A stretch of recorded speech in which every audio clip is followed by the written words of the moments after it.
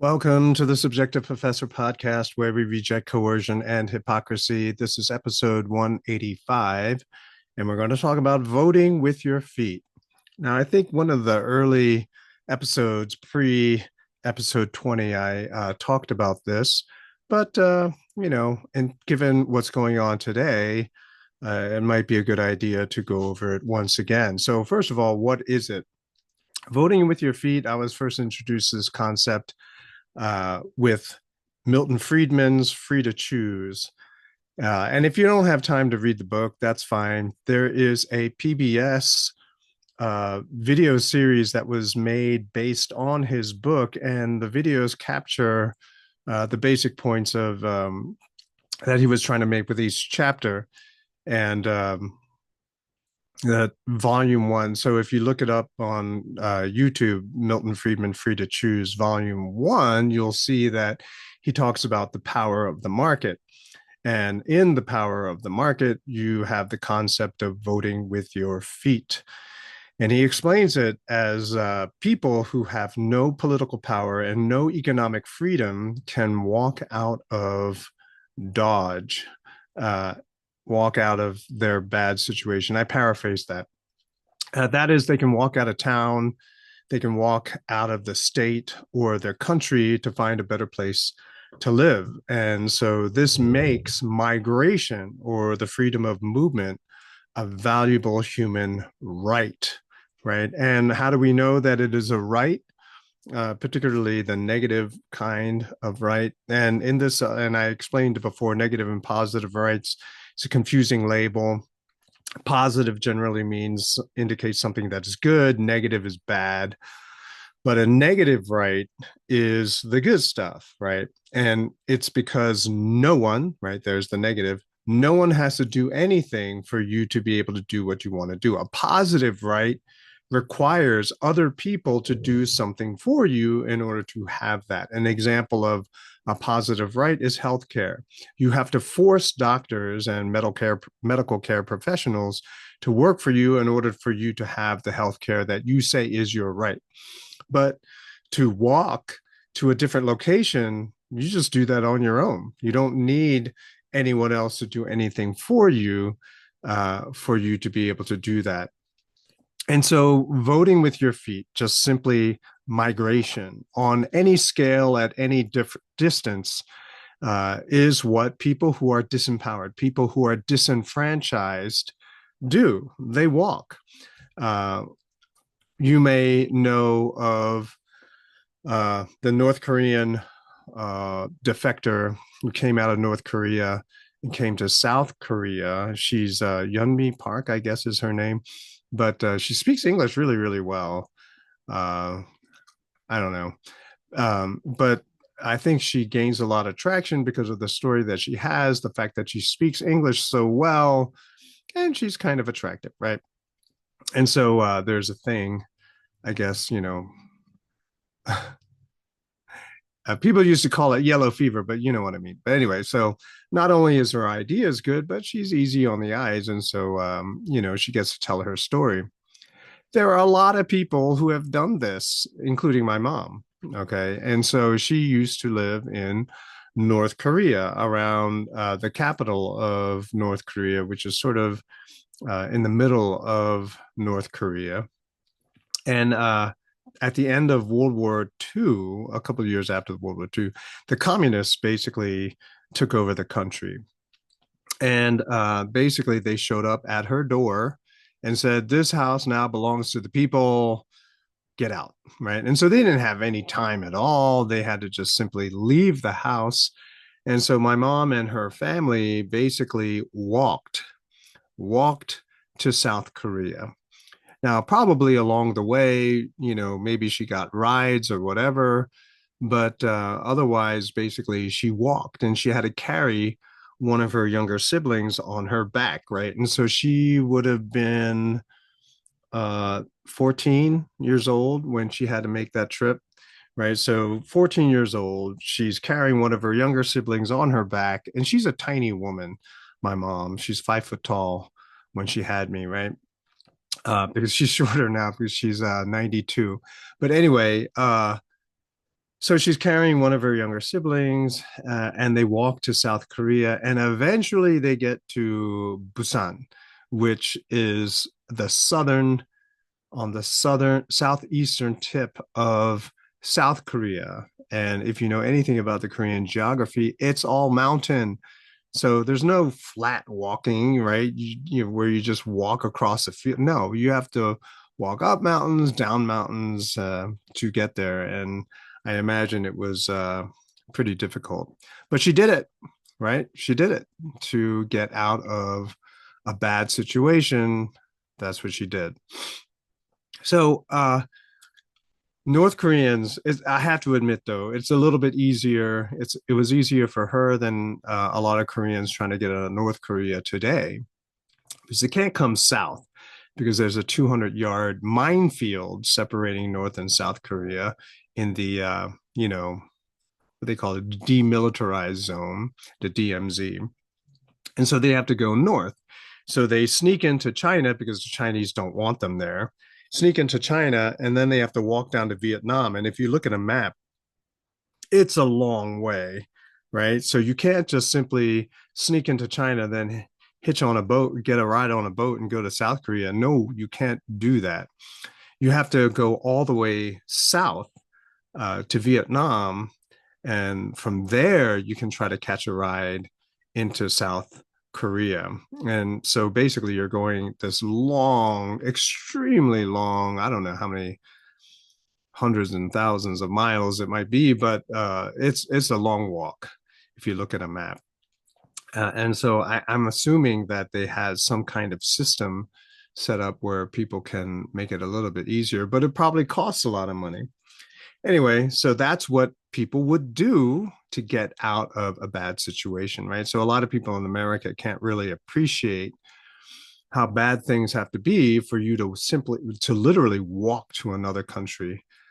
But this is really important because people's ability to leave a country is in part what keeps governments accountable. If all the people leave because you as a government, you suck, then there's no one left to rule over, right? And so it is a sort of non-confrontational way of punishing a government, right? You are ruling over us badly, and I have no right to vote. I have no recourse, and so therefore I am getting out. And so if everyone leaves, or if 9/10 of the population leaves, you as a government, well, you are pretty much impoverished because who's going to leave? Not the not only the people who are poor, but also people who are wealthy. People are going to take their wealth and they're going to go because they know that the government needs to fund itself. And so they will come after you. And so you are going to get out while you can. Talented people, smart people, they're all going to try to go. And this is why many bad governments use walls. Ron Paul would say, don't build that wall on the southern border because one day that wall will be used to keep you in, right? So a country that needs to build a border to keep people out, well, obviously means that your policies in country are really bad. And so you build the wall to keep people out, but then your country continues to go into decline or continues to decline. And so now the walls that were once used to keep people out are now used to keep people in. Now, you might say, well, no matter how bad things are going to get, I'm not going to walk out of here. Yeah, okay, that's fine. But this phenomena of voting with your feet is everywhere. It's not just migration from country to country, it's everywhere, literally. So, for example, changing your job. You don't like the job, so you use your feet, you walk out of that office and you apply for another job. You don't like where you're living, so you live in a different apartment, a different neighborhood. I even would tell my classes, all the students in my class, if you listen to one of my earlier episodes, I said that I would sort of make an intro email. Later on, it became a video where I introduced the class. I would tell people who I was, just exactly what we were going to do that semester. And so if it wasn't your cup of tea, then you can find another section while there's still time, right? So I wanted to give people the ability to vote with their feet, right? And in this situation, to choose a different class to enroll in. Youth in Korean churches. In the 1990s, there was a phenomena where a lot of the younger generation in these Korean churches in America, they just left, and they left in such a great percentage that they called it the silent exodus, right? So one day you wake up and all the young people are gone, and so what were they doing? They were voting with their feet. So if you are a really incompetent governing body and you want to keep people under your rule at the same time you don't want to change, you have to propagandize all of those people to prevent people from leaving, right? So people like me would basically use that expression, pardon my French, but sort of urinate on my head and then tell me it's raining, right? So they're going to basically take a dump on you, oppress you, treat you badly, but the government is going to basically tell me that it's for my own good, that things are actually really, really good if they do all of this oppression on me, if they terrorize me, if they start to practice tyranny on me. Yeah, it's for my own good because, it's a lot worse everywhere else, right? I mean, take a look at Russia or China. Look how horrible it is to live over there. That kind of propaganda. Now, why would people want to leave an awesome, place, the place of their childhood, everything that they know, to an unfamiliar place, to a place where no one speaks your language, to say nothing about the travel that you need to undertake to get there? Well, war. Look at Ukraine when, the invasion happened and clearly the Ukraine was losing. All the young men tried to get out, right? So people want to leave because why would you want to die a vain death for a pointless war that is the responsibility of another country? You don't want any part of that. And so you're going to try to leave. And so war in your country, right, particularly if there's a draft, or in this case in the Ukraine, when they press you into service, so they kidnap you and then they throw you on the front lines so you can die for country in the United States. Also, a poor economy. You can't get a job. There's no way to support your family, no way to feed your family. You don't want to do a Jean Valjean, Les Miserables, Victor Hugo's novel, and steal a loaf of bread and then spend the rest of your life in prison. Instead of doing that, you walk to another country, from a poor country, to try to get a job, work under the table, and then send any excess money that you have, you send it home to feed your kids, right? It's a great amount of sacrifice to be able to do that, or to do that. Religious persecution, right? And so we saw that in early America, the colonial period. A lot of people who came to the United States, they came because of religious persecution. And a lot of people don't really understand this, but Europe had a lot of state churches, that is the church of the government. And if you didn't belong, or if you spoke out against that church, that official religion, you were persecuted, sometimes even executed. So you want to leave that undesirable situation. Sometimes people want to leave because of taxation. Maybe it's confiscation. Maybe it's a safety thing, right? The list is endless, right? Of a better opportunity. It just came to me that I knew a lot of families in Korea where they have districting as well for their primary and secondary education. So a lot of families would sell their homes just to try to move into a nicer neighborhood with a better school, so that their kids could have a better education. A lot of people go into massive debt to be able to provide that for their children. And it happens in America too. Especially if your school, if your local school is highly rated, then everyone tries to move in there. And so you can bet that the school tax, property taxes are really, really high in those kinds of neighborhoods. Now, the benefits of the countries that have freedom, well, other countries' brain drain becomes their brain gain, right? And so all the smart people come to your country, and the United States benefited from that for a very long time. It's no longer the destination of the smartest people in the world. It's no longer. You see that trends are happening where people are going to places like Dubai. But when you have more freedom, just know that the smartest, brightest people in the world are going to try to fight everybody else to get to your country. Wealthy people, right? They know that their old government is going to try to plunder all of their wealth, and so they try to leave the country, right? And so those wealthy people, they bring their wealth to the country that has lots of freedom.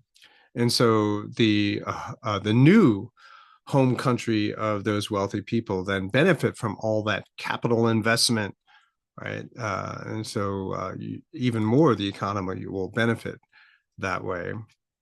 You're trying to improve your lot, right? You're living in slums in your old country, but you come to a better country and now you can move out of those slums, right? Maybe initially you have to live in ghettos or in, low income housing, but eventually you can come out of that. Uh, People are willing to risk their lives to get out. And the Milton Friedman documentary that I told you about was made in 1980, so you can actually speed that up. I would generally could watch it at 1.5 speed or even 2.0 speed, right? Because it's very, very 1980 style documentary. So a lot of dead air, sometimes panning shots. So you can speed it up, and each episode is only a half hour long, full of stuff. It's awesome. Uh, but in that video, you see a lot of people trying to escape communist China to get to Hong Kong. Hong Kong was overcrowded. You had, leaky houseboats. It was a slum and all, uh, to fit anyone's imagination. But people were dying to get to Hong Kong. And I would always ask my class, well, why was that? Why did people try to get out of China to only go to Hong Kong, which has all this slummy areas? And no one could ever answer me. And I would have to tell them because it's worse in China, right? Not only do you have to live in living conditions that are worse than leaky houseboats, but there's no job opportunity, right? And so you are willing to take the risk of losing your life to get into Hong Kong. Now, in the case of the United States, it used to be the destination of a lot of smart, wealthy people from all over the world. And so the United States, for a very long time, not so much now, benefited from other countries' brain drains, right? We got brain gains here in the United States. Nowadays, people are trying to leave the United States. And so the United States punishes people who try to leave. There is an exit tax, and that tax is on all of the property you own worldwide, including unrealized gains, which may be uh, something that all of us have to pay sometime soon if Harris gets her way.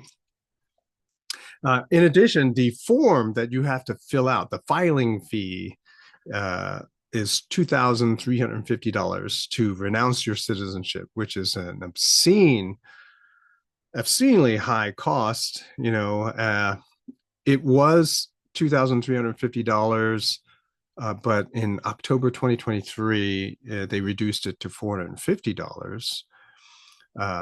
But that was the original fee, $450. Then it spiked to $2,350, and now they reduced it back to $450. That's only if you're tax compliant. So if you have back taxes or something, then you have to pay all of that stuff before you go. So in conclusion, this brief episode, freedom wins again. Okay. And this is why we absolutely have to get rid of the Fed. Then if there is no welfare, then if you come, you have to work. Just like my dad, my dad, it was more difficult for him because he was a full-time student back in 59. There was no welfare back then. So he was living on scholarship, right? And lived on campus, and got campus jobs cleaning toilets and stuff. But eventually he was able to uh, get work, and so he had to pay for everything himself. Um, and the upside of it was because the Federal Reserve wasn't, the war on poverty hadn't really kicked into full gear yet when he came in 59. A lot of things were relatively affordable, and he would penny pinch like you wouldn't believe it, right? So in today's, so hearing the stories now is kind of ridiculous. Like my mom would always make fun of him for making a trip to the bank on his bicycle to deposit $7, right? So $7 to us today, like why would you take an entire trip to the bank? I mean, you would probably use $7 of gas just to get there. You wouldn't, take make the effort to deposit $7. But in those days, for my dad, $7 was a lot of money, and it kind of was. So he would deposit it. So even though there wouldn't be any welfare, everything would be largely affordable. And I gave you the figures in yesterday's podcast episode, what inflation has done to the cost of living. But as long as everyone works hard, then food and shelter would be affordable. And so, really, what we want is more freedom, less government, certainly no Federal Reserve, and life would be better.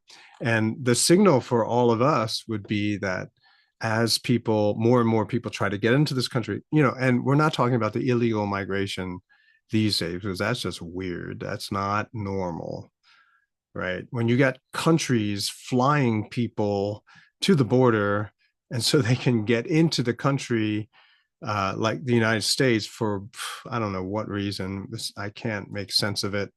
I know there are lots of explanations as to why people are pushing it, but I don't get it.